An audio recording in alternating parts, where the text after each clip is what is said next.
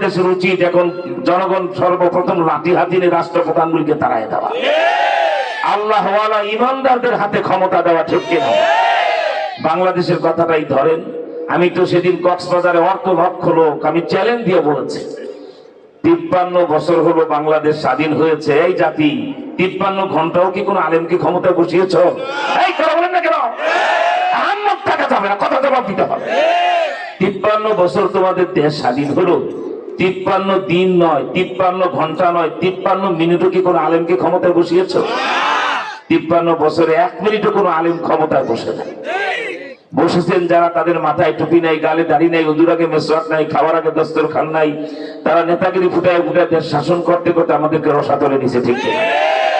আবার 53 বছরে অনেক দুর্নীতি, অনেক মারামারি, অনেক কাটাকাটি, অনেক কিছু দেশে হয়েছে, এখনো হরতাল অবরোধ। 53 বছর পরে একটা দেশে হরতাল অবরোধ হবে, এটা মেনে নেওয়া যায় না। আর এটা হয় কেন? কেউ যদি ভোট ছাড়া জোর করে বসে থাকে, এটা হয় স্বাভাবিক কারণে, ঠিক কিনা? কি বলেন, ঠিক না? তো 53 বছরে 1 ঘন্টা যে আলেমরা ক্ষমতায় বসলো না, 53 বছরে গম চুরি করলা তোমরা, দুর্নীতি করলা তোমরা, দুর্নীতির মামলা এমপি মন্ত্রীর জেল খাটো এখন তোমরা, আর 53 বছরে 100 মেয়েকে ধর্ষণ করে, ধর্ষণের সেঞ্চুরি পালন করে তোমাদের দলের ছাত্র নেতারা, আর জেল খাটে আলেমরা। এত সস্তা মনে করুন হাসরের ময়দানে 18 কোটি মুসলমানের গলায় পাড়াটা হিসাব মদিনাওয়ালা চাইবে। এই নিমক হারামের গোষ্ঠী, তোদের দেশে আমাকে 53 বছরে 100 বারের বেশি আমি মোহাম্মদকে গালি দেওয়া হয়েছে, হয় নাই? বিচার হয় নাই কেন জানতে চাই? কার আমলে হয় নাই? একজন নেতার কথা বলেন, আমি নাম ধাম সহ বলে দিই, তার আমলে কে নবীজিকে গালি দিয়েছিল? সবচেয়ে বড় নেতা বঙ্গবন্ধু শেখ মুজিব, তার আমলে দাউদ হায়দার নবীজিকে গালি দিয়েছিল, শেখ মুজিব তার বিচার করে না। বলবা বিসমিল্লাহর জিয়া, জিয়ার আমলে আপনারা জানেন আহমদ শরীফ বলেছিল দেয়ার ইজ নো গড, কোন আল্লাহ খোদা নাই, মুহাম্মদ ইসলাম ভুয়া। বিসমিল্লাহর জিয়া সেই আহমদ শরীফের বিচার করে নাই। বলবেন এরশাদ সাহেব, যার দলের লোক আমাদের এই আসনে এখন নমিনেশন পেয়ে গেছে, ঠিক কিনা?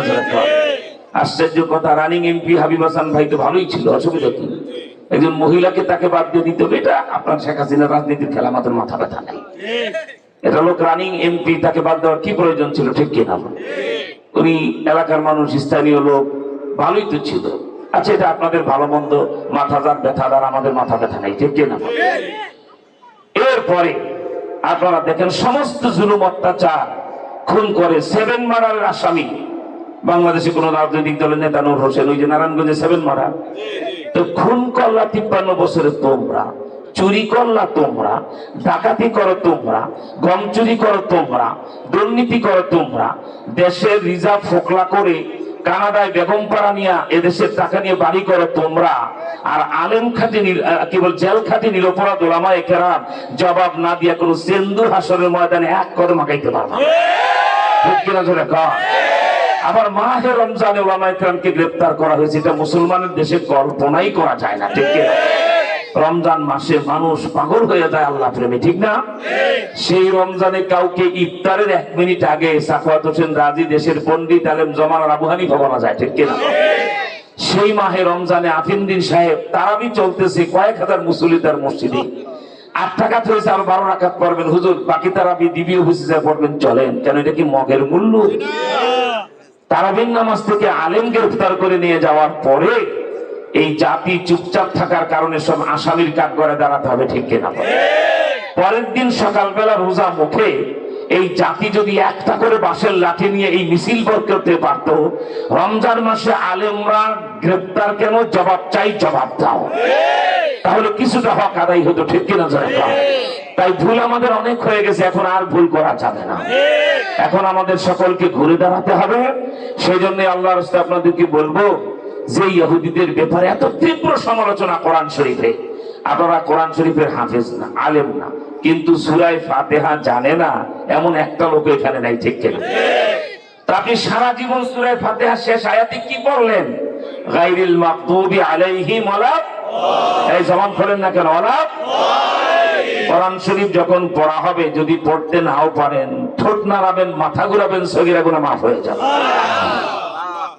এই যে সারা জীবন পড়লেন গায়রিল মাগদুবি আলাইহিম ওয়ালা, কি বললেন আপনি জানেন? কোরআনে কারীম তিনটি জাতির তীব্র সমালোচনা করেছে, কঠিন সমালোচনা করেন তিন জাতির। কয় জাতি? এক হলো ইহুদি জাতি, 2 নাম্বার হলো খ্রিস্টান জাতি, 3 নাম্বার হলো প্রতিবেশী রাষ্ট্র ভারতের মূর্তি পূজক, এই মূর্তি পূজারী জাতি। এই তিনটি জাতির তীব্র সমালোচনা কোরআন করেছে। এখানে দেখুন সূরা ফাতিহা, কোরআন শরীফের আর জায়গা না বুঝলে সূরা ফাতিহা তো বুঝবেন, ঠিক না? এই যে গায়রিল মাগদুব আর ওয়ালা দাল্লিন বলে, মাগদুব মানে আওয়ামী লীগ না, দাল্লিন মানে বিএনপি না, এই মাগদুব মানে ইহুদি আর দাল্লিন মানে খ্রিস্টান। আল্লাহ পাক তীব্র ভাষায় বাংলা অর্থ কি? মাগদুব মানে অভিশপ্ত, লানত প্রাপ্ত, আল্লাহর গজব প্রাপ্ত জাতি ইহুদি জাতি। আর দাল্লিন মানে পথভ্রষ্ট, গোমরা, রাস্তাহারা, এরা হলো খ্রিস্টান জাতি। ঈসা নবীর মতো পয়গম্বর পেয়ে, ইনজিলের মতো কিতাব পেয়ে তারা ভ্রান্ত হয়ে মুশরিক হয়ে গেছে। ঈসা নবীকে বলে আল্লাহর বেটা, তার মা মরিয়মকে বলে আল্লাহর ওয়াইফ, আর এই তৃতীয়বাদী বিশ্বাস করে ওরা মুশরিক হয়ে গেছে, ঠিক কিনা? আবার ওরা কত গাধা! আমার মনে পৃথিবীতে খ্রিস্টানদের মধ্যে তো গাধা, এত ব্যাক করার কোন জাতি নেই। এই ইহুদির বাচ্চারা যাদেরকে অস্ত্র শস্ত্র দিয়ে এখন সহযোগিতা করছে জো বাইডেন, আমেরিকার এই বুড়া প্রেসিডেন্ট, এই গাধারে যে কেন আমেরিকার প্রেসিডেন্ট বানাইছে এটা আমার বুঝে আসে। ডাইন পাম বাম পায়ের জুতা আলাদা করতে পারে না, বক্তব্য দিতে যায় ফাদারের জায়গাকে ফডর পরে বলে শাড়িটা কি হলো, দিস ইজ মিস্টেক, এটা ভুল হয়েছে, আমি ঠিক করে নিতেছি। এমন বুড়া লোকটার আমেরিকার মতো রাষ্ট্রের প্রেসিডেন্ট যে বলদরা বানাইছে, ওরাও বলদ, জাতিটাই বলদ। ইসলাম ছাড়া, কোরআন হাদিসের জ্ঞান ছাড়া মানুষ যত কবি সাহিত্যিক দার্শনিক দাবি করো, কোরআনের ভাষায় উলাইকা কাল আনআম, এরা চতুষ্প জন্তুর মতো, বালহুম আদাল, এরা কুত্তা শুয়োরের চেয়ে খারাপ। কোরআন বলছে, ঠিক আছে? সেটাই তো জো বাইডেন বলেন আর যাকে বলেন আমরা তাই দেখতে পাচ্ছি, কি বলেন, ঠিক না? আচ্ছা খ্রিস্টান, ও খ্রিস্টান বাইডেন, তুমি গোটা পৃথিবীর নেতৃত্ব করো খ্রিস্টানদের, তোমার লজ্জা নাই? ইহুদিদেরকে সাহায্য করো, অস্ত্রের জাহাজ পাঠাও ইসরায়েলি মুসলমান হত্যা করার জন্য। কারণ খ্রিস্টানদেরকে সবচেয়ে বেশি আঘাত করছে ইহুদিরা, ঠিক কিনা? ধর্মীয় আঘাতটা দেখেন। এই খ্রিস্টান 25 ডিসেম্বর বড়দিন পালন করো, যীশু খ্রিস্টের জন্মের দিনকে এত শ্রদ্ধা করো, তোমাদের ধর্মগুরু যীশু খ্রিস্টকে আমরা আল্লাহর পয়গম্বর ঈসা নবী যে ঈমান আনি এবং তার মর্যাদা দেই, ঠিক কিনা বলে? এবং সমস্ত নবীদের শ্রেষ্ঠ 4 জন কিতাবওয়ালা তাকে আমরা মনে করি, ঠিক কিনা? অথচ এই খ্রিস্টানের বাচ্চা জো বাইডেন, জানো তোমার নবীকে কি বলে ইহুদিরা? তোমার নবী জারজ হারামজাদা। ঈসা নবীকে হারামজাদা বলে একমাত্র ইহুদিরা, ঠিক কিনা? এরপরে তোমাদের মেরি, ঈসা নবীর মা, যাকে এত শ্রদ্ধা করো তোমরা, তাকে বলে বেশ্যা। আর আমরা বলি হযরতে মরিয়ম, ঈসা নবীর মা, আল্লাহর বেহেশতের 4 জন শ্রেষ্ঠ নারীর একজন, ঠিক কিনা? এবং এমন পবিত্র নারী, একটা ব্যাপারে আমাদের আপত্তি আছে, ওই যে ইহুদিদের ব্যাপারে। হযরতে মরিয়ম দুনিয়াতে বিয়ে হয় নাই, খোদার কুদরতে অনস্পর্শা, অবিবাহিতা এই মরিয়মের পেটে আল্লাহর পয়গম্বর ঈসা নবীকে তৈরি করেছেন আল্লাহ, ঠিক কিনা? যেহেতু তার বিয়ে শাদী হয় নাই, আবার পৃথিবীর শ্রেষ্ঠ সুন্দরী মিস ইউনিভার্সাল, আবার আল্লাহ পাকের শ্রেষ্ঠ 4 জন নারীর একজন, তার স্বামীটাও তো এরকম হওয়ার দরকার। আল্লাহকে মরিয়ম, আমার বন্ধু মুহাম্মদ সাল্লাল্লাহু আলাইহি ওয়াসাল্লাম ছাড়া তোমার স্বামী হওয়ার যোগ্য কেউ নাই। তাই বেহেশতে নিয়ে আল্লাহ স্বয়ং কালুদি করে হযরতে মরিয়মের সাথে নবীজির বিয়ে পড়াই দিলেন, সুবহানাল্লাহ বলে। তো যেহেতু নবীজির স্ত্রী, তিনি জান্নাতে হবেন আমাদের মা উম্মাহাতুল মুমিনিন, ঠিক কিনা বলেন? তিনি উম্মুল মুমিনিন, কি বলেন, ঠিক না? সুতরাং জো বাইডেনের কলিজায় আঘাত লাগুক না লাগুক, আমাদের নবীজির স্ত্রীর ব্যাপারে যদি খ্রিস্টানের, একে বলা হয় ইহুদির বাচ্চারা কথা বলে, আমরা বরদাস্ত করতে পারি না, ঠিক কিনা? সে যাই হোক, অত্যন্ত দুঃখ। কোরআন যাদেরকে বলল মাগদুব, অভিশপ্ত, দাল্লিন, কি বলা হয় আপনার পথভ্রষ্ট, গোমরা, রাস্তাহারা। আরেকটা জাতির সমালোচনা কোরআন করেছে, সেটা হলো ইন্নামাল মুশরিকুনা নাজাস, আল্লাহকে বাদ দিয়ে যারা প্রতিমা পূজা করে, দুর্গা পূজা, কালী পূজা করে, গণেশ পূজা করে, এরপর লক্ষ্মী পূজা করে, গাছের পূজা, মাছের পূজা করে, এই সকল লোকদের ব্যাপারে আল্লাহ পাকের কোরআনের ঘোষণা হলো মুশরিক যারা আল্লাহকে বাদ দিয়ে অন্য পূজা করে, এরা হলো নাজাস, নাপাক। কত নাপাক মুসলমানরা ভালো করে বুঝবেন। আপনি মক্কা শরীফ গেছেন উমরা বা হজ করার জন্য, আপনি যাইয়া গোসল করে ইহরাম পড়লেন মিকাতের আগে থেকেই, এখন আপনার মাথায় টুপি নাই, গায়ে গেঞ্জি নাই, জামা নাই, সেলাই করা কিচ্ছু নাই, একটা চাদর আপনি প্রেস দিলেন, গায়ে আরেকটা চাদর লঙ্গির মতো বানায় পড়লেন, আপনি আল্লাহ প্রেমিকের এক ভেষ ধরেছেন, আপনি খোদার পাগল, ঠিক কিনা? উল্টা বেশে আউলাকে সে পাগলের মতো লাব্বাইক বলতে বলতে মালিক গোলাম হাজির, মালিক গোলাম হাজির। এই অবস্থায় আমরা বাইতুল্লাহ শরীফে প্রবেশ করে মাতাফ, যেখান থেকে তওয়াফ শুরু হয়, আল্লাহর কালো গিলাফ ঢাকা সেই যে বোরকা পরা ঘর, যেই ঘর দেখা মাত্র জীবনের সব গুনাহ মাফ হয়ে যায়, যেই ঘর দেখা মাত্র দোয়া কবুল হয়ে যায়, সুবহানাল্লাহ বলেন। এবং আহলুল্লাহ যারা, সাহেবে কাশফ যারা, আল্লাহ ওয়ালা যারা, ওয়াসিল মুসিল যাদের সাথে আল্লাহ পাকের গোপন সম্পর্ক থাকে, এরা বাইতুল্লাহ দেখলেই দেখতে পায় বাইতুল্লাহর সাথে স্বয়ং মাওলা বসা। আল্লাহ আল্লাহ আল্লাহ আল্লাহ।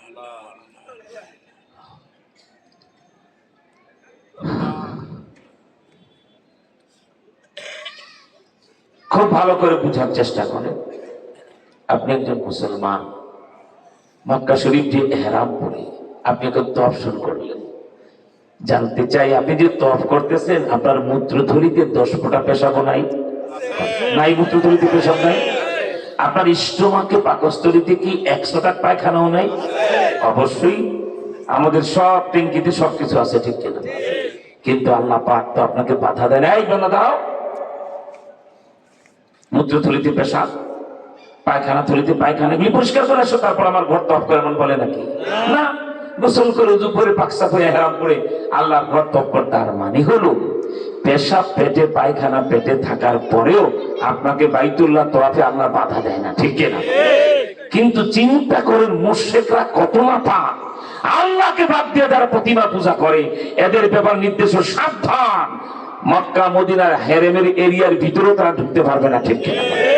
তাহলে এরা পায়খানার চেয়ে নাপাক হলো না?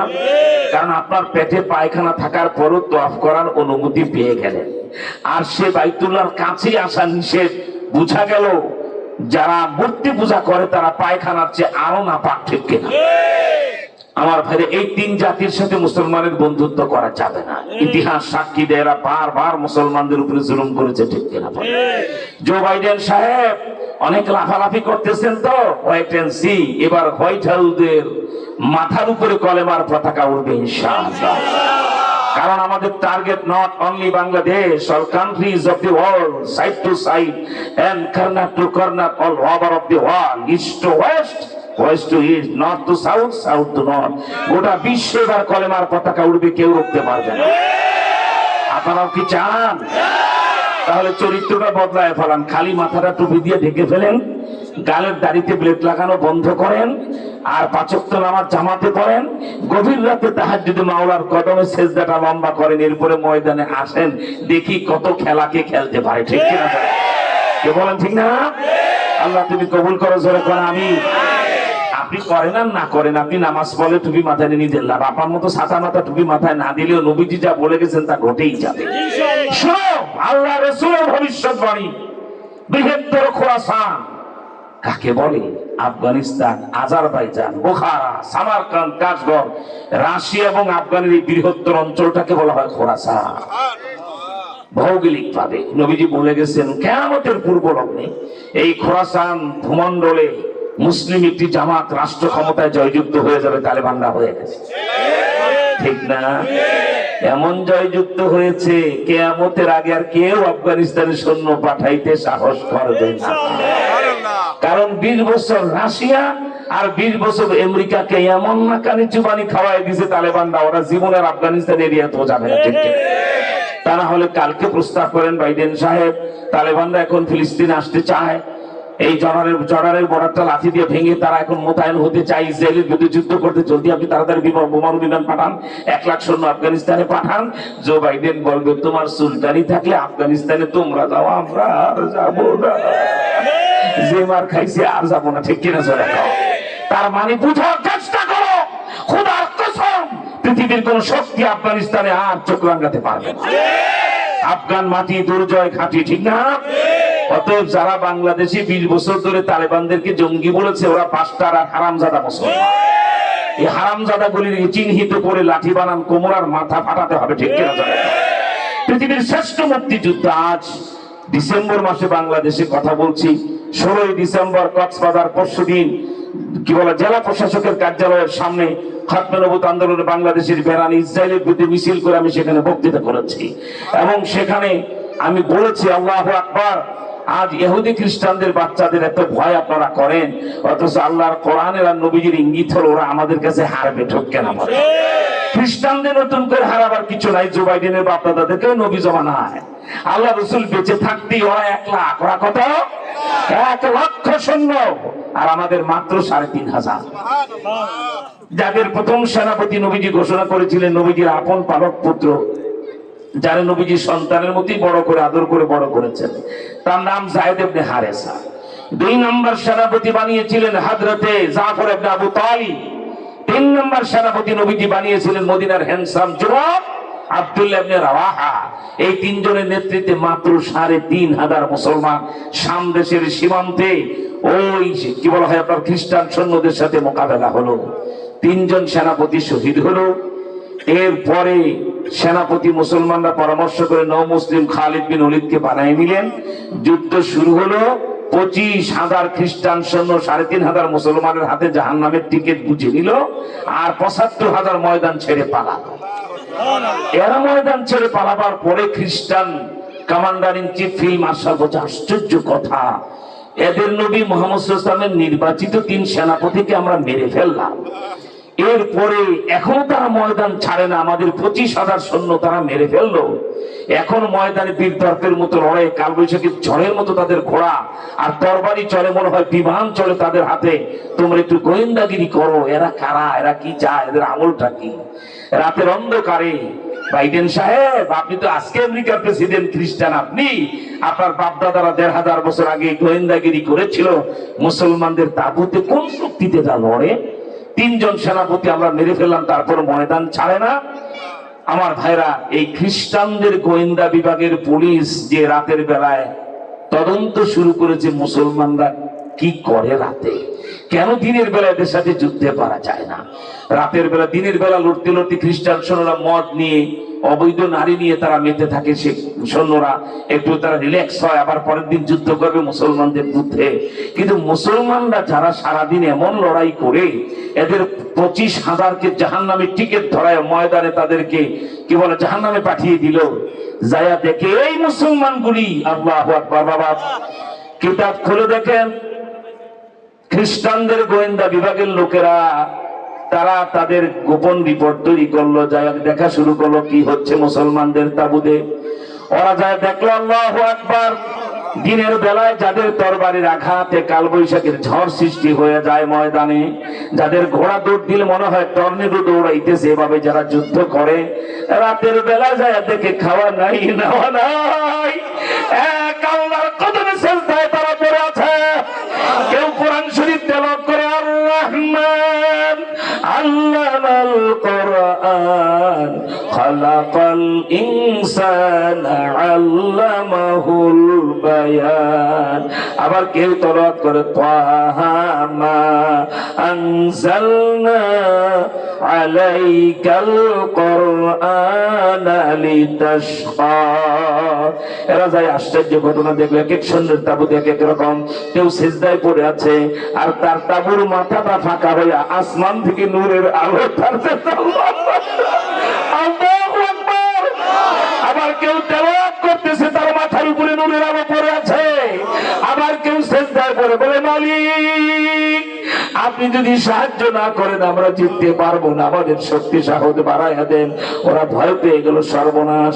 দিনের বেলা যারা বীর যোদ্ধার মতো ময়দানে লড়ে, রাতের বেলায় যারা আল্লাহর কদমে সিজদায় পড়ে এভাবে কাঁদে, এই জাতির বিরুদ্ধে লড়াই করে পারা যাবে না। গোয়েন্দা বিভাগ ওদের গোয়েন্দা বিভাগ যে 2 লাইনের রিপোর্ট দিয়ে দিল, সেনাপ্রধানকে বলছে রাতের অন্ধকারে ময়দান ছেড়ে আরো কয়েক কিলোমিটার পিছনে যান। কেন? এখনো তো আমরা 75,000 বেঁচে আছি, কালকে সকালবেলা আবার হামলা হবে মুসলমানদের বিরুদ্ধে। ওদের গোয়েন্দা বিভাগ বলে বাকি 75,000 যদি জান নিয়ে দেশে যেতে চাও তাড়াতাড়ি ময়দান ছেড়ে পালাও। এরা কারা জানো? হুম বিল্লাইলি রুহবানুন ওয়া বিন্নাহারি ফুরসানুন। দিনের বেলায় যারা বীরের মতো যুদ্ধ করে তরবারির আঘাতে কালবৈশাখীর ঝড় সৃষ্টি হয়ে যায়, যাদের আল্লাহু আকবার ধ্বনিতে যুদ্ধের ময়দানে ভূমিকম্প হয়, রাতের বেলা যায় দেখলাম ওরা বৈরাগীর মতো কার কদমে সেজদায় পড়ে আছে। সুতরাং এই জাতির বিরুদ্ধে পারা যাবে না, ময়দান ছেড়ে পালাও। ওরা ময়দান ছেড়ে পালিয়ে চলে গেছেন। সেই বীর শহীদ তিনজন, যায়েদ ইবনে হারেসা, হযরতে জাফর ইবনে আবু তালিব, হযরতে আব্দুল্লাহ ইবনে রাওয়াহা, এ মুসলমান চলে যাও, ভান্ডামি করতে সিঙ্গাপুর যাও, টাকা হলি কক্সবাজার যে আজেবাজে আকাম কুকাম করে খরচ করো, অল্প কয় টাকা খরচ করে ভিসা পাসপোর্ট লাগাইয়া এখনো যায় সেই যে কি বলে সিরিয়ার সেই প্রান্তে যেখানে যুদ্ধটা হয়েছিল, 3 সাহাবীর কবর এখনো সেখানে আছে। গেলেই দেখবা 1000 বছর আগে নবীজির প্রেরিত 3 সাহাবী যে সেখানে শহীদ হয়ে পড়ে আছেন। আজও সেখানে গেলে এমন ঘেরান পাইবা, পৃথিবীর কোন কোম্পানি এমন আতর বানাইতে পারে না।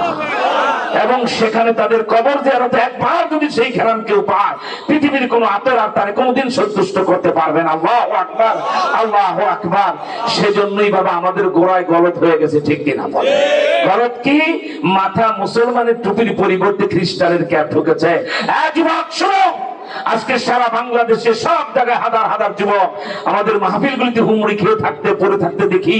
আমি তাদেরকে বলি, বাবা তুমি একটা কাজ করো, তুমি এক খ্রিস্টান ছেলের সাথে কলেজে পড়তে যাই বন্ধুত্ব করেছ, ওর নাম গোমেজ, তোমার নাম আব্দুল্লাহ, তুমি ওর সাথে সারাদিন ক্রিকেট খেলো, কি মাথায় দিয়ে? খ্রিস্টানের ক্যাপ মাথায় দিয়ে, ঠিক কিনা বলে? ক্যাপ কারে বলে? সামনে দিয়ে যে কুকুরের লেজের মধ্যে একটু সামিনার মতো ঝুলে, ঠিক কিনা চলে? এই ক্যাপ হলো খ্রিস্টানদের ধর্মীয় পোশাক, আর মাথা ঢেকে মজবুত করে এরকম কাপড় দিয়ে ঢেকে রাখা যায়, এটা হলো আমার নবীর টুপি, ঠিক কিনা বলে? তো তুমি তো সারা বছর কলেজে যাও ক্যাপ মাথায়, তুমি ক্রিকেট খেলো ক্যাপ মাথায়, তোমার সকাল সন্ধ্যা ক্যাপ মাথায়, তুমি ঈদ উল ফিতর 1 মাস রমজান গেলে, চাঁদ দেখা গেলে যে রোজার ঈদ হবে, তুমি শখ করে ও আমার ঘনিষ্ঠ বন্ধু, এক ক্লোজ ফ্রেন্ড যে হোক না সে খ্রিস্টান, এক ক্লাসে পড়লে বন্ধুত্ব হতেই পারে, ঠিক কিনা বলে?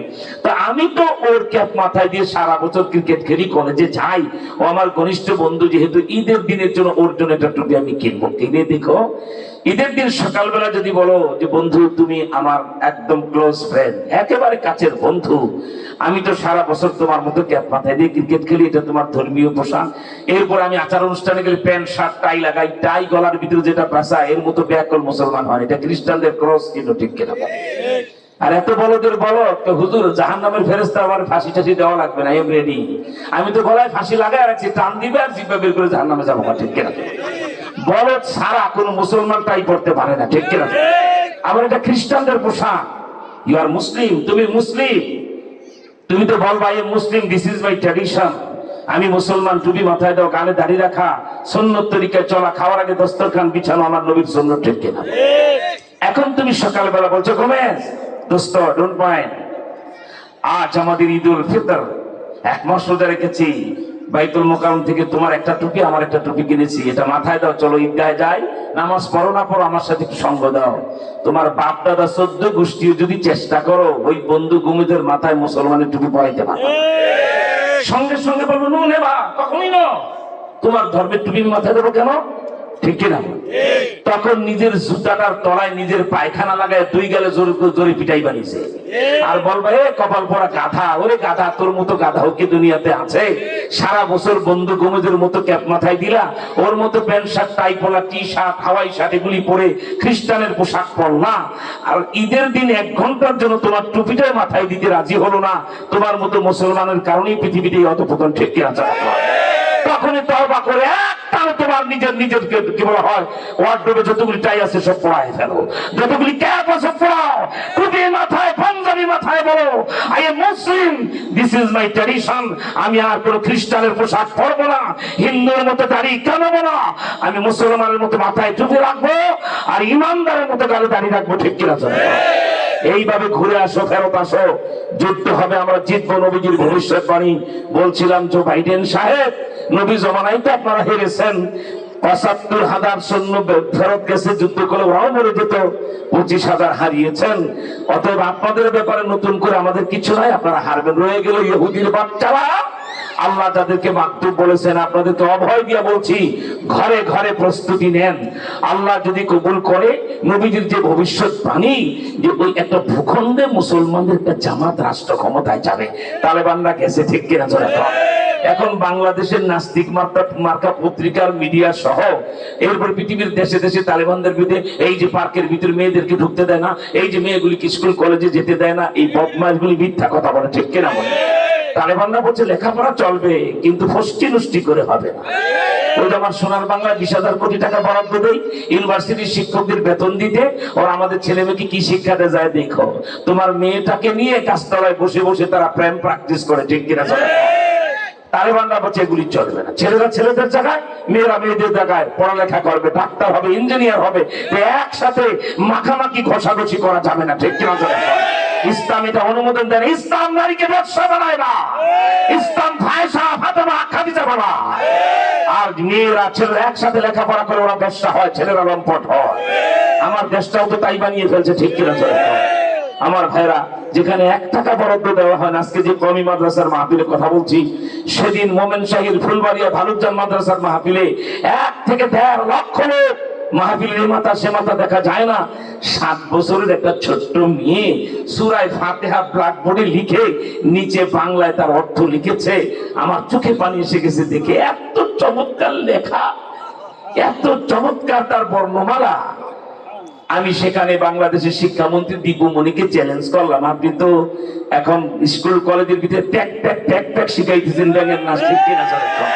আমি বললাম, কাম ইউর এডুকেশন মিনিস্টার, আপনি তো শিক্ষামন্ত্রী, আসুন এই স্টেজে আমার এই ছোট্ট 7 বছরের কওমি মাদ্রাসার 2য় বর্ষের মেয়েটা যা সুন্দর লিখে দিল, বয়স 7, পরে 2য় শ্রেণীতে, এইরকম বাংলা যদি শিক্ষামন্ত্রী লিখে দিতে পারেন, নগদ 1 লাখ টাকা পুরস্কার দেবো বলছে।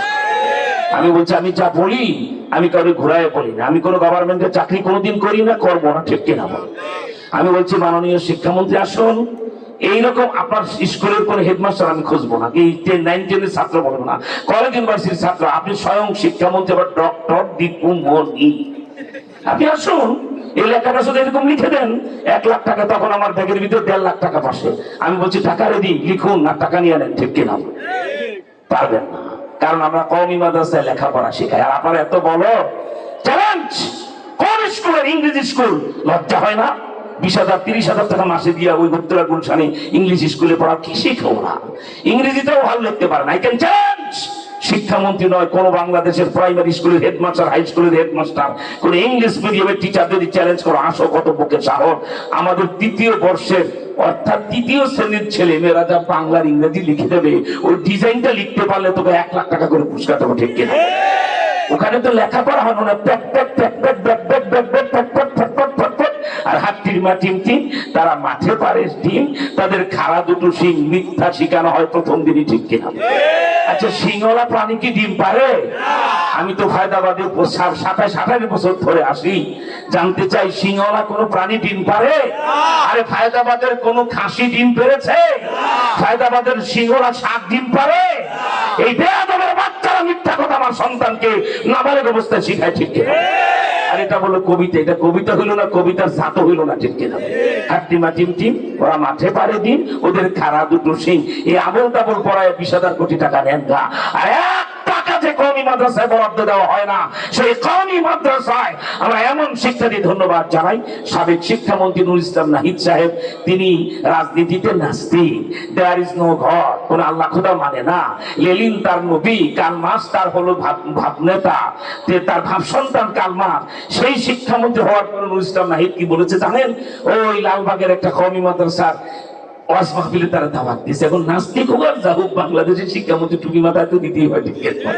টুপি মাথায় তার পাঞ্জাবি গায়ে দিয়ে গেছে। হুজুররা আবার ওই যে ছাত্রদের প্রদর্শনী, কওমি মাদ্রাসায় জানাজা কেমনে পড়ায়, 2 রাকাত নামাজে 60টি মাসালা, খুতবা দেয়। আর 7 বছরের ছেলে যা খুতবা দেয়, বাইতুল মুকাররমের ক্ষতি ফেল করে পালায়, ঠিক কিনা? এখন হাতের লেখা দেখাইতেছে, সত্য স্বীকার করেছেন তখনকার শিক্ষামন্ত্রী নুরুল ইসলাম নাহিদ, এই দীপুমনির আগে যে ছিল, ঠিক কিনা? সে বলেছে, একটি সত্য আজ আমার স্বীকার করতে হয়, আমি বাংলাদেশের শিক্ষামন্ত্রী, আমার হাতের লেখা এত সুন্দর নয়। সত্য স্বীকার করেছে, ঠিক কিনা? চলে আপনার সেই মাদ্রাসায় ছেলে মেয়ে টাকা পয়সা দেন না, দেওয়াও লাগবে না। যার কপাল পোড়া তার টাকা কওমি মাদ্রাসায় আসবে না। হারাম করে, ঘুষ করে, সুদ করে টাকা মাদ্রাসা কওমি মাদ্রাসা দরকার না। দেওবন্দের আকাবেরা শিক্ষা দিয়ে ভিক্ষা করে ঘরে ঘরে মুষ্টি চাল ধরে আমরা জাতিকে সুশিক্ষিত বানাবো, কিন্তু কোন বদমাশ বাটপার টাউটের টাকা নিয়ে নয়। ঠিক কিনা তো দেখা ইনশাআল্লাহ এটা করে করে আগামী 16 বছরে 2040 সাল আমরা বাংলাদেশে পূরণ করব। কোন মহিলা মাদ্রাসাগুলিতে আয়েশা ফাতেমা খাজি তৈরি হবে, আর কওমি মাদ্রাসার পুরুষ শাখা থেকে আবু বকর ওমর ওসমান আলী তৈরি হবে। 2040 সালের পরে কত ধানে কত চাউল বুঝাই দেব ইনশাআল্লাহ। আল্লাহকে হাতের মাঝে জেনে বলছি 2040 সালের পরে যদি কেউ কোনো থানার ওসি হতে চায়, কোরআন শরীফ খুলে দিয়ে বলবো সূরা ফাতিহাটা বিশুদ্ধ তেলাওয়াত করেন। যদি পড়তে পারেন ওসি, পড়তে না পারলে বিয়ার গেট আউট। কোন মুসলমানের দেশে সূরা ফাতিহা পারে না এমন ব্যক্তি ওসি এসপি পুলিশের কর্মকর্তা হতে পারে না। ঠিক কি না? মনে রাখবা 2040 সালের পরে এমন বাংলাদেশ হবে, কেউ যদি নমিনেশন চান আমরা বলবো সূরা ফাতিহাটা একটু জনসভায় একটু তাফসীর করে বুঝান। যদি সূরা ফাতিহার তাফসীর ব্যাখ্যা করতে পারে নমিনেশন দেব, আর যদি না পারেন বলবো ইয়ার কেটা ওটা আপনার মতো মূর্খ এমপি কে ব্যক্তিকে মনে দেওয়া যায় না। ঠিক কিনা? মনে রাখবেন 2040 সালে আমরা ঘাস কাটি না, বাংলায় জনমত তৈরি হচ্ছে, মফস্বল থেকে বিস্ফোরণ তৈরি হচ্ছে। এই বিস্ফোরণ আঘাত করবে ভোটের বাক্সায়, এই বিস্ফোরণ আঘাত করবে হাইকোর্ট, সুপ্রিম কোর্ট, জজ কোর্ট, আইন আদালত, স্কুল, কলেজ, ইউনিভার্সিটি সব জায়গায় এই আঘাতে 2040 সালের পরে বাংলাদেশের ইসলাম রাষ্ট্র ইনশাআল্লাহ।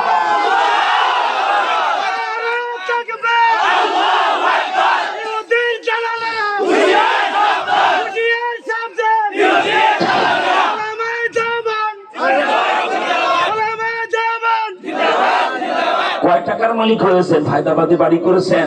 আমি আর মামুনুল হক যদি গ্রেপ্তার হওয়ার পরেই বলতাম মাননীয় প্রধানমন্ত্রী যা প্রস্তাব দিয়েছে আপনারা যা চান আমার রাজি, কি পাইতাম জানেন? 6 কোটি টাকা দামের গাড়ি, 200 কোটি টাকা। কার প্রতিষ্ঠান করতে কত টাকা লাগবে?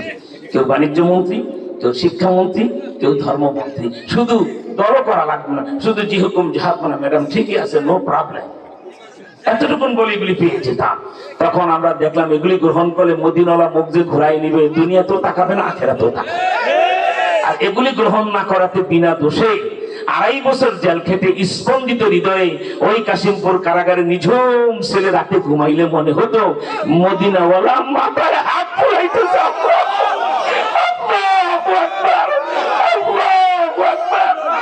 যেন এসে বলতো আমি তো তোমাদের সাথে আছি, চিন্তা করো। আল্লাহু আকবার।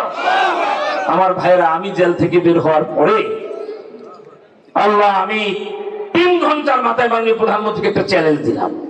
আজ 2 মাস 11 দিন হয়ে গেল প্রধানমন্ত্রী আমার চ্যালেঞ্জ গ্রহণ করে না। আমি বলছি মাননীয় প্রধানমন্ত্রী, হেফাজতের যেই হরতালের মামলা 10টা আমার বিরুদ্ধে দেওয়া হলো, মোট 14টা মামলা।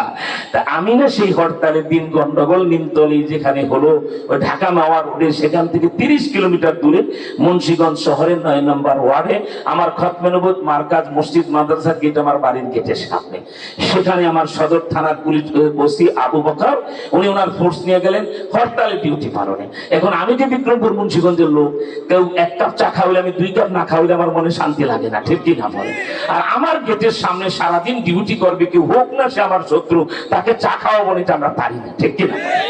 আমি এসে পুলিশের ওসিকে বললাম আমার এই হলরুম খুলে দিলাম, এত রোদ আপনারা অফিসাররা বসবেন, ভিআইপি বাথরুম খুলে দিলাম, হাইকমোড আছে লাগলে ব্যবহার করবেন। দুপুরবেলা আমি 600 টাকার তরমুজ কিনে আমি খাওয়াইলাম এই পুলিশকে। আলহামদুলিল্লাহ আমার ভাইরা, সেই পুলিশ যখন আমাকে ওই হরতালের মামলা 10টায় গ্রেফতার করতে গেলেন, ওসি আবু বকর আল্লাহ তারে হায়াত বাড়ায় দেখ, তার উত্তম ঝাঁঝা দেখ, সে রাত 3:45 সেহরির আগে 30 জন পুলিশ, 3টা গাড়ি, 3 জন ওসি, 2 জন সার্কেল এসপি বিশাল বহর নিয়ে ওনারা যুদ্ধ করতে আসছে। আমি ওসির প্রথমেই বললাম আপনি বলদ না কি, আমার চিনিরা ফোন করলে তুমি থানায় চলে আসতাম, সরকারি নির্দেশ কি করবো। এইভাবে ওসি নিজের ইউনিফর্মটা ধরে রাত 3:45 সেহরির সময় মাহে রমজান 10 রমজান 2021 সাল বছর, হুজুর এই পোশাকটা গায়ে রাখতে আর মন চায় কেন? কি হয়েছে? হরতালের দিন আমরা কোন চোখের লজ্জা আপনাকে, আপনি না 600 টাকার তরমুজ আমার পুলিশে খাওয়াই, আপনি না সারাদিন আমাদের সামনে এখানে 30 কিলোমিটার দূরে একটা গন্ডগোল হয়েছে, মামলা হয়েছে, ভালো কথা, আপনি তো সেখানে উপস্থিতি নেই, সেই মামলায় আপনাকে গ্রেফতার করতে হবে। এই মুখ হাসরের ময়দানে আল্লাহরে কেমনে দেন? আমি বললাম ওসি সাহেব আপনাদের চাকরির কোনো প্রবলেম না হয়? হুজুর কি প্রবলেম জানেন, আগামীকাল সূর্য উঠার আগে যদি আপনাকে অ্যারেস্ট করতে না পারি 3 OC, OC operation, OC DB, ভারপ্রাপ্ত কর্মকর্তা আমি আর 2 সার্কেল এসপি আর এসপি সাহেব সব সাসপেন্ড হবে এবং আমাদের চাকরির ক্ষতি হবে। আমি বলছি চুল পরিমাণ যেন চাকরির ক্ষতি না হয়, এখনই চলুন। আমি গেলাম। ধন্যবাদ ওসি সাহেব গারদে ঢুকাইতে দিলেন না, যে হুজুরকে গারদে রাখা যাবে না, নিজের রুমের এসিটা সারা রাত চালায় তিনি আমাকে সেবা করবেন এবং বাসা থেকে সেহারি নিয়ে যাবে। বলছে না, আমি জীবনে সুযোগ পেয়েছি, সেহারি আমি খাওয়াবো। ওসি নিজে বাসা তার ঢাকায় মুন্সিগঞ্জে, তিনি ব্যাচেলার থাকেন একা, তিনি নিজে মিনিকেট চাউলের ভাত রান্না করে, মুরগি রান্না করে, দুধ করা, বিক্রমপুর মুন্সিগঞ্জের লোকের সেহারিতে যা লাগে সব ব্যবস্থা করছে। ভোর রাতে সেহারি খাওয়াইলে আমি বের হওয়ার পরেই বললাম, মাননীয় প্রধানমন্ত্রী 2.5 বছর আমাকে জেল খাটাইলে মিথ্যা মামলায়। তা আপনি পদ্মা সেতু করেছেন, পদ্মা সেতুর পারে আপনার 1% জায়গাও নাই, ঠিক কিনা? আমি গরিব মানুষ, কিন্তু আমি মুন্সিগঞ্জের লোক হওয়াতে পদ্মার পারে আমার এক প্লটে 186% 6 বিঘা জায়গা আছে। 1 বিঘা আপনাকে দেবো, আরেক বিঘা আপনার ছোট বোন শেখ রেহানাকে দেবো। আপনার এতিম মানুষ বাবা নাই, 2 জনকে 2 বিঘা জায়গা দেবো, শুধু আমার মামলাগুলি প্রমাণ করে দিবেন আমি সেখানে ছিলাম। এও বলেছি বক্তৃতা করতে হবে না, পিকেটিং করতে হবে না, নেতৃত্ব দিতে হবে না। আমি যদি নামাজেও দাঁড়ায় থাকি মাওয়া রোডে, এই তো হাজার হাজার হুজুরদের মধ্যে নুরানি সব দাঁড়ানো আছে, আমার একটা ছবি যদি দেখাইতে পারে, আধুনিক যুগ, একটা পিঁপড়া কিভাবে চলে ড্রোনের মাধ্যমে, তাও গতিবিধি সব সংরক্ষণ করা যায়, ঠিক কিনা? একটা ছবি যদি electronics media, print media, radio, television, পত্র পত্রিকা দেখাতে পারেন, 2 বিঘা জায়গা লিখে দিব, মাননীয় প্রধানমন্ত্রী পদ্মা সেতু করে ফেলেছেন, বাংলা বাজার মতলবের চ্যানেলটা হয়ে যাবে, তখন 1 বিঘা জায়গার দাম হবে 100 কোটি টাকা। 200 কোটি টাকার জায়গা 2 বোনকে দেব। 2 মাস 11 দিন হয়ে গেল, চ্যালেঞ্জও নেন না, মামলাও প্রমাণ করেন না, জায়গাও লিখে নেন না। মুসলমানের এক কথা প্রমাণ করে দিতে পারলে অবশ্যই আমি প্রধানমন্ত্রীকে জায়গা লিখে দেবো। আমরা এই জমানে এই ঠোঁট দিয়ে কোরআনের কথা বলি 40 বছর, ঠিক কিনা? অতএব আপনি প্রমাণ করে দেন, আমি জায়গা লিখে দেব। আর প্রমাণ করতে যদি না পারেন, মাপ চাইতে হবে না। আপনার বঙ্গবন্ধুর কন্যা, আপনার বাবাকে আমরা অনেক শ্রদ্ধা করি। একটা কথা মনে রাখবেন, আলেম হন, পীর হন, বুজুর্গ হন, বঙ্গবন্ধু দেশের জন্য যে কষ্টটা করেছে এটা অস্বীকার করলে আপনি বাঙালি হতে পারেন না, ঠিক কিনা? 12-14 বছর জেল খাটা পাকিস্তানিরা কিভাবে তাকে জুলুম অত্যাচার করেছে। অতএব বঙ্গবন্ধুর প্রতি শ্রদ্ধা, তার প্রতি মর্যাদা, এটা জাতি হিসেবে আমাদের থাকতে হবে, ঠিক কিনা বলেন? আপনি তার কন্যা, আপনি মাফও চাওয়া থাকবে লাগবেন, শুধু বলেন সরি, দিস ইজ মিস্টেক, ভুল হয়ে গেছে হুজুর, এটা আসলে আপনাদেরকে গ্রেফতার করা ঠিক হয় না, নিজ গুণে আমরা ক্ষমা করে দেবো, ঠিক কিনা বলেন? আর তা না করে ধরাকে সরাজ্ঞান করে প্রধানমন্ত্রীত্বের চেয়ারের দাম্ভিকতা যদি বলেন might is right, my government is right, wait and see. মাননীয় প্রধানমন্ত্রী অপেক্ষা করুন, আসমানের মালিক কারো চাকরি করে না, তারে ধরে বংশে বাতি দেওয়ার কেন থাকে না, ঠিক কিনা বলেন? ইন্না বাদশা রব্বিকাল আসাদি, তার ধরানো শক্ত ধরা, ধরেছিলেন ফেরাউনকে, এখন ফেরাউনের বংশের বাতি দেওয়ার কেউ নাই। ধরেছিলেন কি বল হয় আপনার ইয়াজিদকে। আপনি আর ইয়াজিদের পার্থক্য, মাননীয় প্রধানমন্ত্রী, আপনার বাবা আমাদের শ্রদ্ধার পাত্র, কিন্তু বিশ্ব মুসলমানের কেউ না। ইয়াজিদের বাবা হযরতে মুআবিয়া, সর্বনাশ। 8 জন শ্রেষ্ঠ সাহাবীর একজন, যারা কোরআন নাযিলের সময় নিজেরা ওহী লিখতেন, ঠিক কিনা? কাতিবুল ওহী হযরত মুআবিয়া রাদিয়াল্লাহু তাআলা 2। আপনার বাবা সারা জীবন কষ্ট করে ক্ষমতাটা পেয়ে মাত্র 3.5 বছর চালাতে পেরেছেন। আর ইয়াজিদের বাবা হযরত মুআবিয়া 20 বছর চিফ মিনিস্টার, 20 বছর প্রাইম মিনিস্টার, 20 বছর মুখ্যমন্ত্রী, 20 বছর প্রধানমন্ত্রী, 40 বছরের শাসক ইয়াজিদের বাবা হযরত মুআবিয়া রাদিয়াল্লাহু তাআলা, ঠিক কিনা বলেন? ব্যক্তিতে, যোগ্যতায়, দক্ষতায়, ক্ষমতায়, প্রভাবে, পিতৃত্বে কোন দিকেই ইয়াজিদের সাথে আপনার তুলনা হয় না, সব দিক থেকে সে শ্রেষ্ঠ। শুধু নবীর নাতি, আলেমদের কি বলা হয় আপনার আকা, আলেমদের নেতা ইমাম হুসাইনের সাথে কারবালায় বেয়াদবি করার কারণে আজকেও পায়ে ধরলো, নাতির নাম, ছেলের নাম ইয়াজিদ রাখে না। ইয়াজিদ রাখে না কোনো নাম। যদি আগামীকাল আপনার ছেলের ঘরে ছেলে হয়, তার নাম হয় নাতি, কি হয় নাম? প্রথম আপনার ছেলের ঘরে যে বাচ্চাটা হয়, এটা নাতি না? আপনি অনেক খুশি, মানুষের এটা বিশাল অনুভূতি। প্রথম যেদিন দাদা হয় সেদিনের আনন্দ শেষ হয় না, ঠিক কিনা? আপনি মসজিদে গেছেন আসর নামাজের পরে, 5 কেজি মিষ্টি 1000 টাকার একটা টাটকা নোট নিয়ে বলছেন, হুজুর এই 5 কেজি মিষ্টি 1000 টাকার একটা নোট, হাদিয়া, বংশের বাতি, আল্লাহ দিছে, নাতি নাম রাখবে না আপনি। তখন যদি ইমাম সাহেব বলে কেবলামুখী হইয়া সুন্নত তরিকায় আপনার নাতির নাম রাখলাম ইয়াজিদ, আপনি মিষ্টি দিবেন, টাকাটা দিবেন, বলবেন হুজুর মিষ্টির পোটলাটা লিখে দেন, টাকাটা পকেটে ঢুকায় বলেন আপনার বাপদাদার নাম ইয়াজিদ রাখেন, আমার নাতির নাম ইয়াজিদ রাখবো না, হয় আমার নবীর বংশ ধ্বংস করছে ওর নাম রাখবো না। ঠিক কিনা? মাননীয় প্রধানমন্ত্রী, আমরা চাই না ক্ষমতা গেলে কেউ নামে নামটা রাখতে ঘৃণা করবে, এটা আমরা চাই না। এখনো সময় আছে, ওলামা ইকরামের সাথে স্বাভাবিক করে ফেলবে। বাংলার ইসলামী শেখ মুজিব মামুনুল হককে ছেড়ে দিন। 29 তারিখ শুক্রবার হেফাজতের মহা সমাবেশ হবে, 50 লাখ বাঁশের লাঠি আর 50 লক্ষ লোক ঢাকায় হাজির হবে ইনশাআল্লাহ। এই শুক্রবারের পরের শুক্রবার, ঠিক কিনা জোরে কন? যদি 29 ডিসেম্বর শুক্রবার আগে মামুনুল হককে নির্বাহী ক্ষমতায় মুক্তি না দেন, তাহলে নির্বাচনের 2 দিন আগে 10 লাখ বাঁশের লাঠি আর 10 লাখ এক সাইডের যুবক গাজীপুরের কাশিমপুর কারাগার খেলা উঠেছে। ঠিক কিনা? কাশিমপুর কারাগারের দেয়াল ভেঙে, সৈকত বিল্ডিং এর 4 তলা ভেঙে মামুনুল হককে মুক্ত করে যেভাবে বঙ্গবন্ধুকে মুক্ত করেছিল জাতি, সেভাবে দেশের মুসলমান মুক্ত করবে মামুনুল হককে। ঠিক কিনা? তারা রাজি? হাত তোলা, আল্লাহু আকবার বলে দেখা।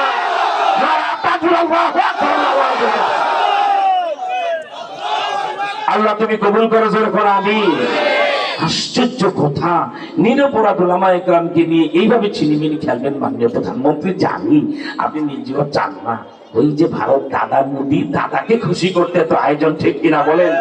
এবার দাদার ব্যাপারে বলি, দাদা আপনার জীবন আদা, অপেক্ষা করেন, আসতেছে লোহার শিকলাটার বলা। এটা মুফতি নুরানির কথা না, হাদিস শরীফের কথা। ফায়দাবাদ শোনো, 27 বছর আগে থেকে তোমাদেরকে আমি 1500 বছর ফায়দাবাদ কেন্দ্রীয় মসজিদ জুমায় আল্লাহর হস্তে 1 টাকা বেতন দেও নাই। আমার টাকার অভাব ছিল না, আমি বলছি কোনো হাদিয়া লাগবে না।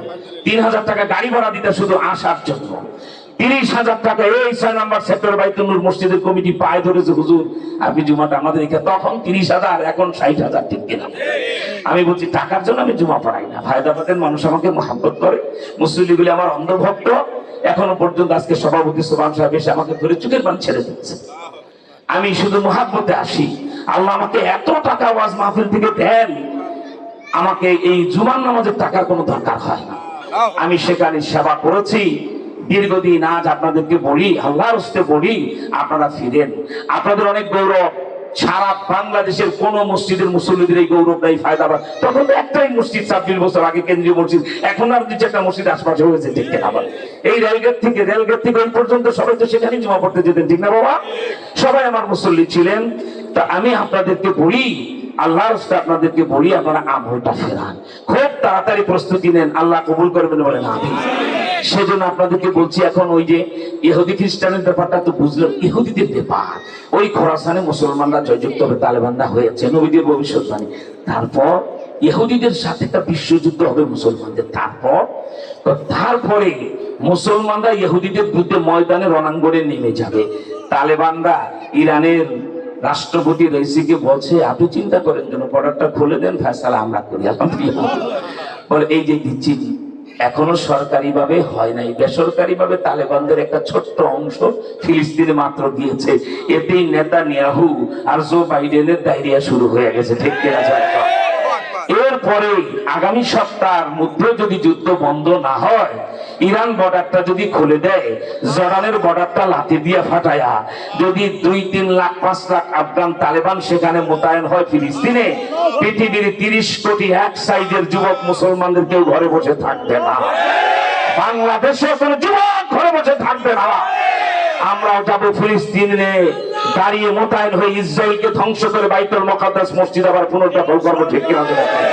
এরকম একটা বিশ্বযুদ্ধ হবে। নবীজি বলেছেন, মুসলমানদের আঘাতে টিকতে না পেরে ইহুদিরা ময়দান ছেড়ে পালাতে শুরু করবে এবং রণাঙ্গন ছেড়ে পালা পালা পালা পালা পালা পালারে পালা। ঠিক কেউ জাইনুদ্দিন আলাদা দেখবেন, পালারে পালা,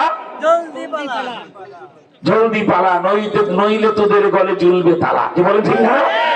এরা পালাবে। কোন পীর সাহেবের কথা ফায়দাবাদ কান খুলে শোনো, মুসলমানের বাচ্চা হলে মদিনাওয়ালার কথা। ইহুদি সৈন্যরা ময়দান ছেড়ে রণাঙ্গন ছেড়ে পালাবে। কোথায় পালাবে? মরুভূমি, ধুধু ময়দান, দৌড়ায়, মোটা মোটা গাছের আড়ালে ঢুকাবে। এই তো আইলো, এই তো মুসলমান সৈন্যরা চলে এসেছে। আল্লাহু আকবার। মুসলিম সৈন্যরা ফ্রন্ট লাইনে খুঁজবে কোন দিকে ইহুদি, কিন্তু ইহুদিরা গাছের আড়ালে লুকিয়ে যাবে আল্লাহ পাক গাছের জবান খুলে দেবে, এ মুসলিম ইহুদি খুঁজছো, এই ইহুদির বাচ্চা আমার পিছনে লুকিয়ে আছে,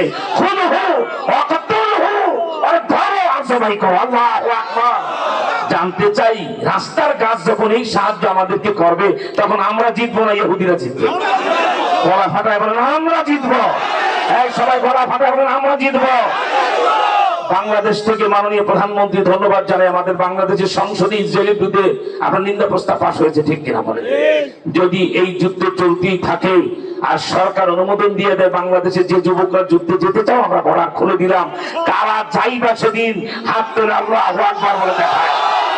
বিশ্ব মুসলিম অস্ত্র ধরো, ইসরায়েলকে খতম করো, বিশ্ব মুসলিম অস্ত্র ধরো, বাইতুল মুকাদ্দাস রক্ষা করো, ঠিক কিনা বলে দেখায়। জানো কি কোন মসজিদ ওরা দখল করে রেখেছে? যেই মসজিদে এক রাকাত নামাজ পড়লে 25 থেকে 50,000 রাকাতের সওয়াব হয়, সেই মসজিদ ইহুদির বাচ্চারা দখল করে রেখেছে। ইনশাআল্লাহ ওদের বিরুদ্ধে আমরা জিতবো।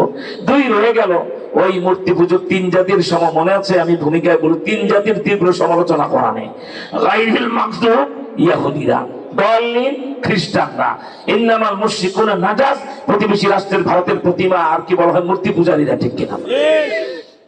এরা যদি এমন হেরে যায় তো কি বলা হয় আপনার মোদী সাহেব যদি মনে মনে মন কলা খান বাংলাদেশ দখলে নিয়ে নিবেন, এত সস্তা না, ঠিক কিনা জোরে বলেন? মোদী সাহেব চক্ষু বন্ধ করে দেখেন, আফগান তালেবান আর পাকিস্তানিরা দিল্লি পর্যন্ত কাশ্মীর দখল করে চলে আসে, চীন অরুণাচল আর কেবল লাদাখ দখলে নেবে। বাংলাদেশে বসে বসে তখন আমরা আঙুল চুষবো না। কলকাতার শিয়ালদা, নদিয়া, মুর্শিদাবাদ, এরপরে পশ্চিম দিনাজপুর, লালগোলা, কোচবিহারের রাজবাড়ী, আসামের হাইলাকান্দি, কাছাড়, করিমগঞ্জ, এরপরে হলো আপনার কি বলা হয় ওই যে এই রাজ্যটা হলো কি আপনার ওই যে ত্রিপুরা, এই সবটা আমরা দখলে নেব। এটা জোর করে নেব, এটা আমাদের প্রাপ্য নেব। এই বাঙালি তথ্য দেই, জেলখানায় আমি আর মামুল হক বঙ্গবন্ধুর লেখা আত্মজীবনী 7 বার পড়েছি। কয়বার? ধন্যবাদ। বঙ্গবন্ধু তার আত্মজীবনীতে লিখেছেন যে 47 সালে দেশ ভাগ হলো, হওয়া ঠিক হয় নাই, ঠিক আছে, হিন্দুরা আলাদা রাষ্ট্র ইন্ডিয়ার সাথে থাকছে, চাইলে বসে থাকুক, কিন্তু আমাদের পাওনা তো কলকাতার শিয়ালদা পর্যন্ত। বঙ্গবন্ধু আক্ষেপ করে লিখেছেন, হ্যাঁ আমেরিকার বাবারা শোনো, কেন খোলা বঙ্গবন্ধুর আত্মজীবনী কারো কাছে থাকলে বইটা নিয়ে আসো আমার কাছে। বঙ্গবন্ধু বলেছেন কেন আমরা কলকাতার শিয়ালদা পর্যন্ত পেলাম না, কেন আমরা নদিয়া পেলাম না, কেন কালনা পেলাম না, কেন নবাব সিরাজউদ্দৌলার বাড়ি হিরাঝিল আমরা পেলাম না, কেন আমরা মুর্শিদাবাদ পেলাম না, লালগোলা পেলাম না, কেন বলে বঙ্গবন্ধু এরপরে বলেছেন আসামের হাইলাকান্দি, কাছাড়, করিমগঞ্জ, ওই 3টা জেলা আমরা কেন পেলাম না? আমার বাংলাদেশের স্বাধীনতার স্থপতি বঙ্গবন্ধুর আত্মা শান্তি পাবে আমরা যদি ইন্ডিয়ার সে জায়গাগুলো দখল করে বাংলার সীমানায় মিলাইতে পারি, ঠিক কি? সেই যুদ্ধটা কবে হবে? নাসাই শরীফ 2য় খণ্ড। নাসাই শরীফ মানে কি কোনো পীর সাহেবের লেখা বই না। নাসাই শরীফ মানে তাবলীগের ফাজাইলে আমাল। নাসাই শরীফ মানে একটি হাদিসের কিতাব, নবীজির কথা। সুবহানাল্লাহ। খোলা নাসাই শরীফ, নাসাই শরীফ 2য় খণ্ড 52 পৃষ্ঠা। আল্লাহ রাসূল হযরতে আবু হুরায়রা হাদিস 2টার রাবি বর্ণনাকারী। আল্লাহ রাসূল বলেন কিয়ামতের পূর্ব লগ্নে মূর্তি পূজক ইন্ডিয়ার বিরুদ্ধে গজওয়াতুল হিন্দ ওই যুদ্ধ শুরু হয়ে যাবে। সুবহানাল্লাহ। আমরা গ্রেফতার হওয়ার 2-3 বছর আগে থেকে সারা বাংলায় বড় বড় মাহফিলগুলিতে আমি গজওয়াতুল হিন্দের ব্যাখ্যা করতাম। ওইটাই মোদী সাহেবের কলজার ভিতরে ভূমিকম্প সৃষ্টি করেছে। সেজন্যই আমাদের প্রধানমন্ত্রীকে বাধ্য করেছেন বিনা কারণে আলেমদেরকে গ্রেফতার করতে। আমরা একটি বিশেষ খবর জানি, প্রধানমন্ত্রী খুব অনুতপ্ত যে এভাবে আমাদের মন চায় না ওলামায়ে কেরাম গ্রেফতার করতে। আর আমাদের ফাইল দিল্লি বারবার চাপ দিয়ে বলছে অমুক অমুককে এখনো ছাড়া যাবে না। ওই দিল্লিতে বসে মাননীয় প্রধানমন্ত্রী আপনি জানেন আজকে মোদীরা 70-75 বছর ভারত শাসন করে, আর আমরা মুসলমানরা 850 বছর ভারত শাসন করেছি। চ্যালেঞ্জ কোন ঐতিহাসিক কোন লেখক যদি প্রমাণ করতে পারেন 850 বছরে একজন হিন্দুকেও আমরা কোনোদিন জুলুম করে হত্যা করি না। আর মাত্র 75 বছরের শাসনে 50,000 বার দাঙ্গা বাঁধায়া বাবরি মসজিদ ভেঙে লক্ষ লক্ষ মুসলমান হত্যা করেছে ভারত। আমার এই চোখে দেখেছি 1992 সালে, তখন ইন্ডিয়াতে আমার স্টুডেন্ট জীবন শেষ হয়ে জাব্বারিয়া ইমদাদুল মাদ্রাসা আমি হাদিসের কিতাব পড়াই। কলকাতায় সন্তোষপুর স্টেশন মসজিদে খতিব হিসাবে আমি জুমাতে আসি। সেদিন আমি দেখেছিলাম বাবরি মসজিদ ভাঙার পরে ওয়েস্ট বেঙ্গলের সাবেক আপনার স্বরাষ্ট্রমন্ত্রী AK হাসানুজ্জামান তার পার্সোনাল প্যাডে আমাকে ছাত্র নেতা হিসেবে তখন দাওয়াত দিতেন। আমার বক্তৃতা উনি বড় পছন্দ করতেন। নিজের টাকা দিয়ে টিকিট কেটে আমাকে এলাহাবাদ সহ বিভিন্ন জায়গায় বক্তৃতা নিয়ে যেতেন। যখন বাবরি মসজিদ ভাঙা হলো, বাবরি মসজিদ ভাঙার 1 সপ্তাহ পরে আমরা কলকাতায় ওই সন্তোষপুর স্টেশন মসজিদের ছাদ থেকে দেখলাম, এখনো কলকাতায় গেলে দেখবেন শিয়ালদা ট্রেন স্টেশন, তার পাশেই একটা বস্তি এলাকার নাম ট্যাংরা। ওই ট্যাংরা বস্তি এলাকাটা কোনো হিন্দু থাকে না, গরিব মুসলমান কারা, দিন মজুর, খ্যাত মজুর, মোট বয়, কলকাতায় ঠেলা রিক্সা নিজেরা ধাক্কায় চালায়, এই গরিব মানুষগুলি ওই ট্যাংরা এলাকায় থাকে। বাবরি মসজিদ ভাঙার 1 সপ্তাহ পরে সারা ভারতব্যাপী যখন দাঙ্গা শুরু হয়ে গেল, 300 মুসলমানদের এলাকাটা, এই বর্তমান ভারতের প্রধানমন্ত্রী মোদীর দল বিজেপির যুবকরা এরা ঘিরে পেট্রোল দিয়ে আগুন লাগাই দিল। বৃদ্ধ মুসলমান আর আপনাকে বৃদ্ধা নারী সবাই পুড়ে ছাই হয়ে গেল। কিছু যুবক খুব গতিতে আগুন ছড়াবার আগে তারা বস্তি থেকে বেরিয়ে গেছে, এরা যান বাঁচালো। এদেরই একজন মহিলা, নাম তার রহিমা, বয়স 30 বছর। তার কোলে 3 বছরের ছেলে আব্দুল্লাহ, পেটে 9 মাসের প্রেগনেন্ট, 9 মাসের হামেলা, 9 বছর অন্তঃসত্ত্বা একটি বাচ্চা যে কোনো দিন প্রসব হবে, ঠিক কিনা? মা কাকে বলে? জীবনের বিনিময় হলেও নিজের সন্তান বাঁচাতে চায়, তার মাতৃত্বের চিরন্তন ভালোবাসা, ঠিক কিনা? ওই রহিমা দৌড় দিয়েছে, নিজের কোলের ছেলেটাও ছাড়ে না, 3 বছর আব্দুল্লাহ। আর 9 মাসের অন্তঃসত্ত্বা নারী কতটা দৌড় দিতে পারে আমরা অনুমান করতে পারি, ঠিক কিনা? তারপরও নিজের সন্তান বাঁচাতে পাগলের মতো ছুটেছে রহিমা। আলহামদুলিল্লাহ আগুন থেকে বের হয়ে গেছে। বাহিরে যাওয়ার মাত্রই হিন্দু যুবকরা তাকে ঘিরে ফেলেছে। একে ঘিরে ফেলে তার কোলের 3 বছরের আব্দুল্লাহ ছেলেটাকে নিয়ে হিন্দু যুবকরা 2 পায়ে ধরে টান্দা ছিঁড়ে ফেলেছে। টান্দা ছিঁড়ে রাস্তার ওই পাশে 1 খণ্ড, রাস্তার ওই পাশে আরেক খণ্ড রেখেছে। আর রহিমার পেটটা চিরে তার পেটে যে 9 মাসের অন্তঃসত্ত্বা মুসলমানের বাচ্চাটা নারী বুড়ি সহ আগুনে ছুঁড়ে ফেলে দিয়েছে। আর পেট ছিঁড়ে ফেললে রহিমা কতক্ষণ বাঁচতে পারে এটা অনুমানই করতে পারে, সেও মারা গেল। পরের দিন অ্যামনেস্টি ইন্টারন্যাশনাল, আন্তর্জাতিক মানবাধিকার সংস্থার তত্ত্বাবধানে সাবেক মন্ত্রী AK হাসানুজ্জামান আমাকে ফোন দিয়ে নিলেন, তোমরা ভবিষ্যৎ ছাত্র নেতা, ভারত তোমরা শাসন করবে, আসো দেখো কি হয়েছে মুসলমানদের বিরুদ্ধে রাখতে। আমার এই চোখ দেখেছে। তখনকার মুখ্যমন্ত্রী ছিলেন আবার আমার বাংলাদেশের বংশোদ্ভূত, ওই নারায়ণগঞ্জের আপনার সোনারগাঁয়ের বারুদিতে যার বাড়ি জ্যোতি বসু, ঠিক কিনা যারা বলেন? বাপ দাদা বিটা এখানে জন্ম, তার এখানে, তার শিক্ষা জীবন এখানে কেটেছে। সে এপার বাংলার মানুষের ব্যাপারে খুব দরদি ছিল। চিফ মিনিস্টার, মুখ্যমন্ত্রী জ্যোতি বসু সহ আমরা সেই কাফেলায় পরিদর্শনে যাই, এই চোখে দেখে এসেছি কিভাবে মুসলমানের ছেলে আব্দুল্লাহকে ছিঁড়ে রাস্তার 2 পাশে ফেলে রেখেছে।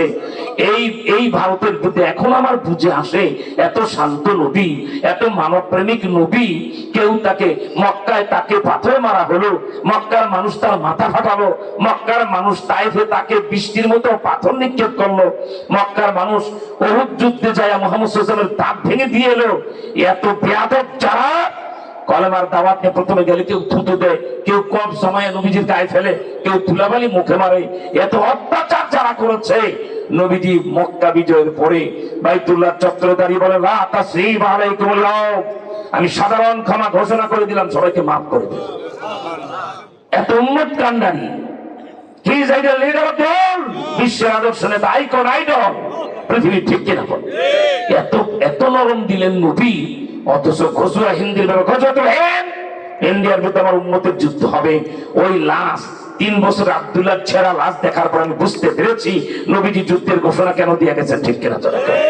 সেই যুদ্ধের 4টা ফলাফল নবীজি বলেছেন। কয়টা? 1 নাম্বার ফলাফল আল্লাহ রাসূল বলেন, শুনো, ফায়দাবাদের যুবকরা আনন্দে লাফাইবার শুনলে, আচ্ছা জিজ্ঞেস করি আমার নবীর কথা সত্য না মিথ্যা? আওয়াজটা পছন্দ হলো? নবীজি যা বলে তা ফলে, ঠিক কিনা? আগামীকাল সূর্য উঠা যেমন সত্য, তার চেয়ে আরো সত্য আমার রাসূলের কথা, ঠিক কিনা? সেই নবী বলেছেন, গজওয়াতুল হিন্দ 1 মাস রোজা রাখলে পশ্চিম আকাশে একটা চাঁদের চিলতে উঠে, ঈদুল ফিতরের চাঁদ, তা যত না সুন্দর, আমার রাসূলের 2টা ঠোঁট তার চেয়ে আরো সুন্দর। সেই জবানে বলেছেন গজওয়াতুল হিন্দ। আজকে আপনার আমার শ্রোতা, নবীজির শ্রোতা, এই যে আবু বকর, এই যে ওমর, এই যে ওসমান, এই যে আলী, এই যে আবু যর গিফারি, এই যে আবু মুসা শারি, ওই যে মোহাম্মদ ইবনে আমর, কেবল আব্দুল্লাহ ইবনে আমর, ওই যে আব্দুল্লাহ ইবনে মাসউদ, ওই যে আব্দুল্লাহ ইবনে আব্বাস, এইরকম সাহাবায়ে কেরাম তার শ্রোতা। নবী বললেন কিয়ামতের পূর্ব লগ্নে হিন্দুস্তানের বিরুদ্ধে গজওয়াতুল হিন্দ, একটি ইন্ডিয়ার বিরুদ্ধে একটি যুদ্ধ হবে। সুবহানাল্লাহ। সাহাবায়ে কেরাম হা করে নবীজির দিকে তাকায়, কি যুদ্ধ হবে? নবীজি বললেন এত অপরাধ হিন্দুরা করবে, এত জুলুম মুসলমানদের উপরে করবে। এই যে বাবরি মসজিদটা ভেঙে, মোদি সাহেব বাংলাদেশে এসে 27 গুণ বড় আপনার দেশটা, আপনাদের জায়গার অভাব, এখানে মুসলমানের বাবরি মসজিদের ভিতের উপরে রাম মন্দির করতে হবে, ঠিক কিনা? ওই ভিতের উপরে রাম মন্দির করে 40 কেজি ইটা দিয়ে রূপার ইটা দিয়ে সে উদ্বোধন করছে রাম মন্দিরের কাজে। 1000 কোটি রুপি খরচ করে তারা ঐতিহাসিক রাম মন্দির নির্মাণ করতেছে। করেন ভালো করে, মূর্তিগুলি সরাবো, মিম্বর ঢুকাবো, মামুনুল হকরা আমরা আজান দিয়া জুমার নামাজ আবার বাবরি মসজিদে চালু করবে ইনশাআল্লাহ। ইনশাআল্লাহ, আল্লাহর কসম করে বলছে আমাদের জীবন তো সেটা ঘটে যেতে পারে ইনশাআল্লাহ। আমরা অবস্থা দৃষ্টি তাই দেখছি, ইন্ডিয়ার প্রান্তে প্রান্তে কলেমার পতাকা আমি দেখতে পাচ্ছি। আলহামদুলিল্লাহ বলে। ওই গজওয়াতুল হিন্দের ব্যাপারে নবীজি যখন সাহাবায়ে কেরাম, এমনি তো নবীজিকে দেখলে সাহাবায়ে কেরাম পাগল হয়ে যেতেন, হা করে তাকায় থাকতেন। আপনারা যেভাবে স্টেজের দিকে হা করে তাকিয়ে আছেন, আরো বেশি আকর্ষণীয় সাহাবায়ে কেরাম তাকিয়ে আছেন। নবীজি 1 নম্বর বলে, শোনো, ইন্ডিয়ার বিরুদ্ধে যে যুদ্ধ হবে, 1 নম্বর ফলাফল হলো ওই যুদ্ধে ফজিলত হলো যারা শরীক হবে সবাই বিনা হিসাবে বেহেশতে চলে যাবে। এখন ইন্ডিয়ার বিরুদ্ধে যুদ্ধ শুরু হয়ে গেলে ফায়দাবাদ কি জড়িত হবে? এমন আরেকটা যুদ্ধ পৃথিবীতে ইসলামে আছে। ইন্ডিয়ার বিরুদ্ধে যুদ্ধ করবে যারা বিনা হিসাবে বেহেশতে যাবে, তারা নবীজির ঘোষণা। সুবহানাল্লাহ। এখন কি আপনাদের দিল থেকে কথা মন চায় না ইন্ডিয়ার বিরুদ্ধে লড়বো, মোরা বিনা হিসাবে বেহেশতে যাবো? ঠিক কিনা জোরে কন। 2 নম্বরে নবীজি বললেন, জানতে চাই জবাব দাও যুবকরা, যুদ্ধ মানে কি? মামার বাড়ির মোয়া? যুদ্ধ মানে জুমার দিন ইমাম সাহেবের ঘোষণার পরে মিলাদের পরে জিলাপি খাওয়া? যুদ্ধ মানে খাজার খিচুড়ি খাওয়া? যুদ্ধ মানে রক্ত দাও, রক্ত দাও, লাশ দাও, লাশ নাও। ঠিক কিনা? আল্লাহ রাসূল বলেন ওই যুদ্ধে 1,00,000 কোটি হিন্দু সৈন্য তো মারা যাবেই, যদি 2-1000 মুসলমান কি শহীদ হইতে পারে না? যারা শহীদ হবে 2 নম্বর ফজিলত, নবীজি বলেন আফজালুস শুহাদা, এরা হবে শহীদ সম্রাট। আল্লাহু আকবার বলেন। 3 নম্বর ফজিলত আর ফলাফলটা বলতে যায় নবীজি একটু নড়ে চড়ে বললেন, সাহাবায়ে কেরাম মনে মনে দোয়া শুরু করে মোরাকাবা করে, আল্লাহ আমাদেরকে যদি ঈসা মুসা নবীর উম্মতের মতো 1000 বছর হায়াত দিতেন, আমরা ওই মারামারিটা আগে পাইতাম। আল্লাহ এমন মারামারি আর যুদ্ধ যেটাতে শরীক হইলেই বেহেশত, ওনারা কামনা করতে শুরু করছেন, আল্লাহ হায়াত বাড়ায় দাও। সুবহানাল্লাহ। এক পর্যায়ে দেখা গেল নবীজি ওই 3য় ঘোষণা দিবেন, কি হবে ভারতের বিরুদ্ধে ফলাফল। নবীজি বলতে যায় চেহারাটা পূর্ণিমার চাঁদের মতো ঝলমল করে উঠলো। আল্লাহ রাসূল বলছে, আবু বকর জানো সেই যুদ্ধের ফলাফল কি হবে? আবু বকর চোখের পানি ছেড়ে দিয়ে কয়, আল্লাহ রাসূলই ভালো জানেন। সুবহানাল্লাহ। তখন নবীজি বলেন, আবু বকর ওই যুদ্ধে, আবার দম নিলেন সাহাবায়ে করে, ইয়া আল্লাহ কি জানি নবীজি বলবে। সুবহানাল্লাহ বলেন। ওই যুদ্ধে আমার উম্মত জিতে যাবে, জিতে যাবে, জিতে যাবে। আল্লাহু আকবার, আল্লাহ আল্লাহু আকবার বলো, বলো আরো গলা ফাটা, আল্লাহু আকবার বলো। ওই যুদ্ধে মুসলমানরা জিতে যাবে। আমার রাসূলের ঘোষণা। এখন কি হেরে যাওয়ার সম্ভাবনা আছে? কেউ যদি মনে করে ভারতের বিরুদ্ধে মুসলমানদের যুদ্ধ হলে আমরা হেরে যাবো, সে মুসলমান না কাফের?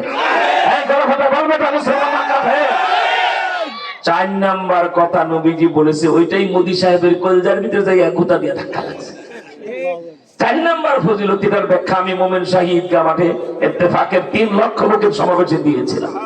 সেটাই মনে হয় হালুয়াঘাট বর্ডার পার হয়ে মুড়ির কলজার মধ্যে যাচ্ছে।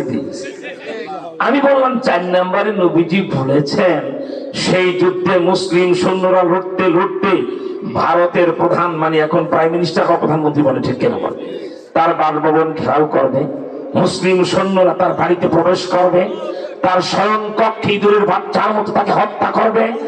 এরপরে সিলসিলাতুল হাদিদ, লোহার শিকল ভারতের প্রধানমন্ত্রীর লাশের গলায় লাগায়া মরা কুত্তার মতো টেনে রাস্তায় আনা হবে। সেই লাশ মুসলমানদের মুজাহিদ প্রধানের পায়ের নিচে মুসলিম সৈন্যরা ছুঁড়ে ফেলবে। আমি বলেছি মোদি সাহেব, আপনার দল বিজেপি আর আপনার আচরণে মনে হয় লোহার শিকলটা আপনার গলায় ঝুলার সম্ভাবনা বেশি। এইটাই মোদির ভিতরে লাগছে, ঠিক কিনা জোরে কর। আমার ভাইরা, তাহলে ইহুদিদের ব্যাপারে পরিষ্কার, খ্রিস্টানদের ব্যাপারে পরিষ্কার, মাগদুবার দলিল আর মুশরিক যারা মূর্তি পূজা করে তাদের সাথে আমাদের কোনোদিন সম্পর্ক হতে পারে না। দুঃখ হলো একটাই, মুসলমান দেশের মন্ত্রী বা এমপি বা নেতা হয়ে কেউ যদি বলে ভারতের সাথে আমাদের রক্তের বন্ধন, এটা ফেরাউনের ঘোষণা, ঠিক কিনা জোরে কর। আচ্ছা, জানতে চাই বাবা, মূর্তি পুজো কারোর সাথে আপনার আমার কোন কি বলা রক্তের বন্ধন হতে পারে? এই কথা যেই মন্ত্রী বা যেই নেতা বলেন তিনি কোরআনের বিরুদ্ধে ডাইরেক্ট অবস্থান নিলেন, ঠিক কিনা বলেন? আমার তো মনে গোটা জাতি থুতু ফেলে সেই কথা, কি বলেন ঠিক না? ভারতের সাথে আমাদের রক্তের বন্ধন নয়, ভারতের সাথে আমাদের ইমানের লড়াই, ঠিক কিনা কর। ওরা বলে উলুধ্বনি, আমরা বলি আল্লাহু আকবার। ওরা করে মূর্তি পূজা, আমরা বলি ঈদুল আজহা। ওরা করে দুর্গা পূজা, আমরা বলি ঈদুল ফিতর।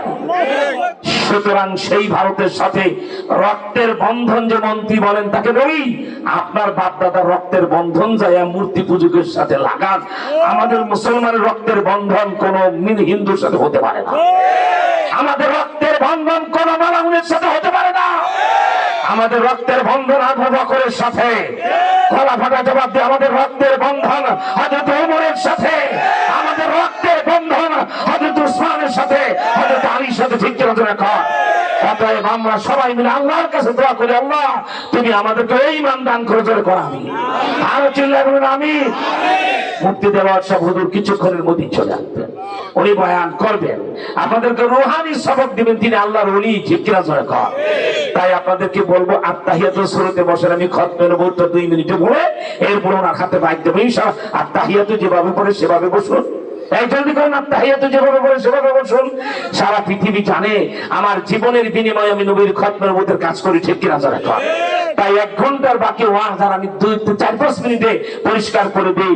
এরপরে মুফতি দেওয়ার সাহেব আমার অত্যন্ত বন্ধুবর, বাংলাদেশের একজন পণ্ডিত আলেম মহাত্মিক বুজুর্গ, আলহামদুলিল্লাহ বলেন, উনি আসলে আমাকে জানাবেন যথাযোগ্য মর্যাদায় বাংলাদেশের একজন মহাত্মিক আলেম, আলহামদুলিল্লাহ বলেন। ওনাকে আমার মঞ্চে দিয়ে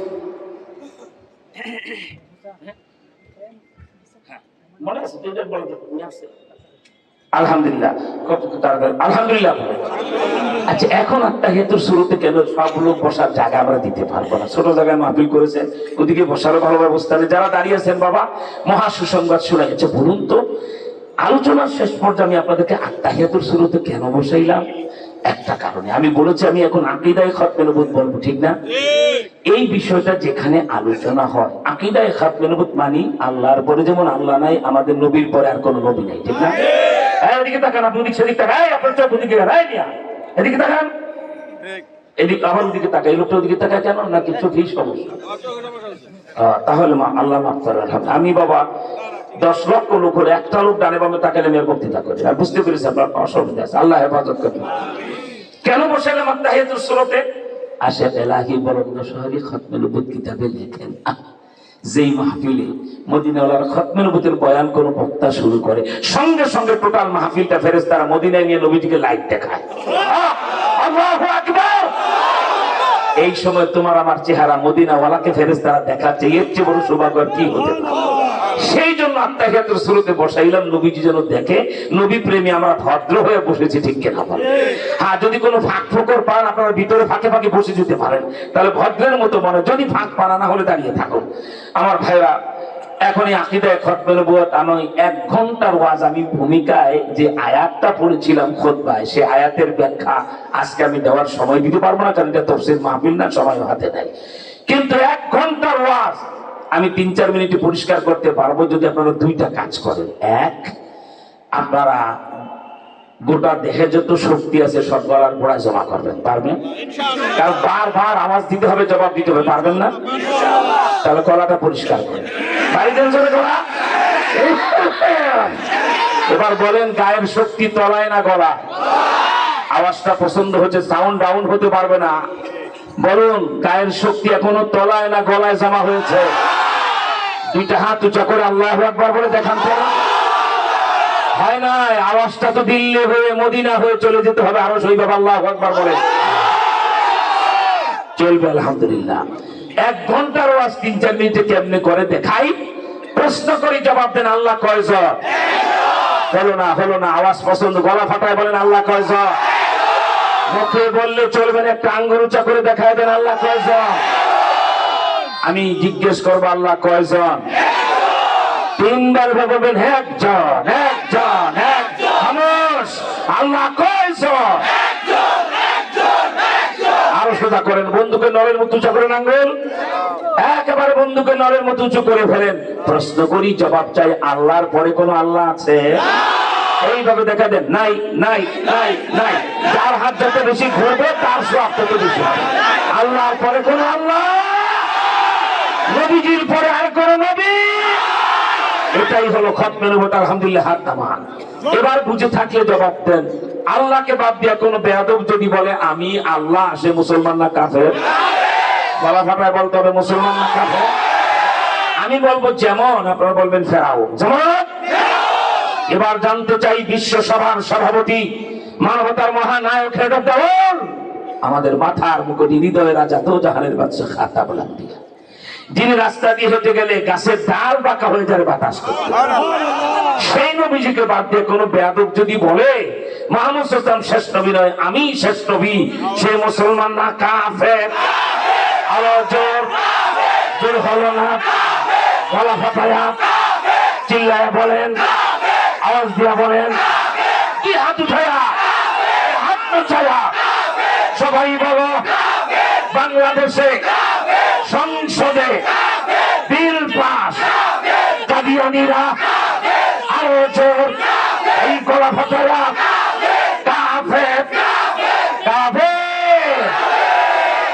আমি বলবো যেমন, আপনারা বলবেন কাদিয়ানী। যেমন ফাজদাবাদের আমার হীরাখণ্ড কলিজার টুকরা সেই এলাকাবাসী, যারা ঐতিহাসিক সাক্ষী, ইমাম বিমানবন্দর গোল চত্বরে লালনের মূর্তি উঠায় আমার আল্লাহুল কামিনার বসিয়েছে, ঠিক না? ইতিহাসের রাজ সাক্ষী আপনারা সেই বদরি মুসলমানদের মধ্যে এক মর্যাদার অধিকারী। বাংলাদেশে বাইতুল মুকাররম মসজিদের ওই ইজ্জতার এই সম্মান নাই। ফায়দাবাদের মানুষ সেদিন আমার সাথে বাঁশের লাঠি নিয়ে ওই কেবল বিমানবন্দর গোল চত্বরের মূর্তি অপসারণ করে আল্লাহুল কামিনার বসিয়েছে, ঠিক না? তাই আপনাদেরকে বলি, আপনাদের মনে করেন আমি চান করে, হুজুর এত অসুস্থ জানেন, আমি জেলখানা থেকে বের হওয়ার পরে আমার 29টা টেস্ট, ডাক্তার 2 মাস একটা রাহার, এই সিনসিন জাপান হসপিটাল বলে 2 মাস থাকতে হবে। আমি বলি 2 দিন হাসপাতালের বেডে শুয়ে থাকা আমার পক্ষে সম্ভব। আমি বলি আমার হাসপাতাল থেকে বাইর করো, আমার চিকিৎসা লাগবে না, ওয়াজের স্টেজে বসায় দাও, 10টা মাহফিল করার পরে আমার আর চিকিৎসা লাগবে না। আমি ধামভাবে চিৎকার হতে পারতাম না, জেলখানা থেকে বের হতে ধরলে 2 জন ধরে দাঁড় করাতে হতো। এখন আমার মনে হয় বয়স যদিও 60-এর কাছে চলে এসছে, আমি 30 বছরের যুবকের মতো এখন উল্কার গতিতে আমি চলতে পারি। আমি গেল কয়দিনে 15-16 বার বিমানে উঠে ফেলেছি শুধু ওয়াদা রক্ষায়। আজকে